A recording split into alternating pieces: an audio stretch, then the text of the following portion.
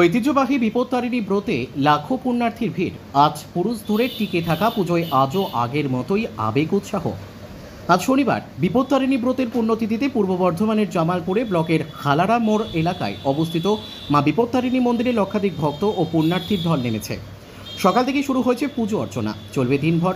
ভক্তি, আবেগ ও আস্থার এক অপূর্ব মেলবন্ধন দেখা গেল গোটা এলাকা জুড়ে। এই প্রাচীন মন্দিরে বিগত ৮ পুরুষ ধরে চলে আসছে বিপত্তারিণী ব্রতের এই বিশেষ পুজো। স্থানীয় বিশ্বাস, বছরের এই একমাত্র দিনে মা বিপত্তারিণী ব্রতের মাধ্যমে ভক্তদের সমস্ত বিপদ থেকে রক্ষা করেন। ফলে প্রতিবারের মতো এবারও জেলার বিভিন্ন প্রান্ত ছাড়াও আশেপাশের জেলা থেকে প্রচুর মানুষ পায়ে হেঁটে কিংবা গাড়ি করে এসে উপস্থিত হয়েছেন দেবীর চরণে পুষ্পাঞ্জলি দিতে। মন্দির চত্বর ও আশেপাশের এলাকায় একদিনের জন্য পরিণত হয়েছে জমজমাট মেলার রূপে। ভক্তদের জন্য রয়েছে প্রসাদ বিতরণ, পানীয় জলের ব্যবস্থা এবং অন্যান্য ধর্মীয় আচার অনুষ্ঠানের আয়োজন। মন্দির কর্তৃপক্ষের কথায় এটি শুধু একটি ধর্মীয় অনুষ্ঠান নয়, সামাজিক ও সাংস্কৃতিক ঐতিহ্যের প্রতীক। আজকের এই দিনে হালারা মোড়ের বিপত্তারিণী মন্দির হয়ে উঠেছে ভক্তি, বিশ্বাস ও আবেগের এক উজ্জ্বল মিলনস্থল। ব্যুরো রিপোর্ট, আমাদের টিভি। বিপত্তারিণী ব্রত, এই বিপত্তারিণী মন্দিরে বাৎসরিক পুজো চলছে। এটা কতদিন ধরে এই পূজিত হয়ে আসছে, আর এই হঠাৎ করে এত মানুষের সমাগম, কি বলবেন? যদি বলা হয় কবে থেকে হয়েছে, জগৎমঙ্গল তন্ত্রোক্ত বিপত্তারিণী দেবী। বিপত্তারিণী দেবীর পুজো এখানে কতদিন আগে আরম্ভ হয়েছে এক্স্যাক্টলি বলতে পারবো না, তবে আমরা অষ্টম পুরুষ। এখান থেকেই আপনি অনুমান করতে পারবেন কত দিনের পুজো। আর সারা ভারতবর্ষের সমস্ত সনাতনী মানুষ এই আষাঢ় মাসেরই নির্দিষ্ট যে সময়, এটা একটা সনাতনী সমস্ত মানুষের জন্য একটা বিশেষ পর্ব। এই সময় আপনি দেখুন অম্বুবাচী ব্রত হয়, এই সময় আমাদের রথযাত্রা হয়, গুপ্ত নবরাত্রি ব্রত পালিত হয়। সেই গুপ্ত নবরাত্রির মধ্যেকার অন্তর্গত মা বিপত্তারিণী দেবীর পুজো।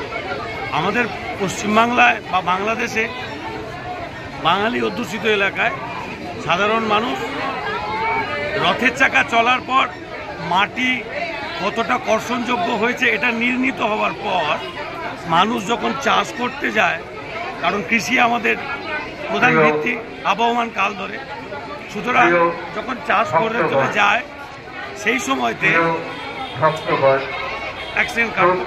হ্যাঁ, এই কর্ষণযোগ্য হওয়ার পর তারপরে এই যে চাষ আমাদের ভিত্তি, এক প্রকার কৃষি যখন আমাদের ভিত্তি, তখন মানুষ যারা কৃষিজীবী মানুষ তারা যখন মাঠে চাষ করতে যায় নানা রকম বিপদ আপদের সম্ভাবনা সৃষ্টি হয়।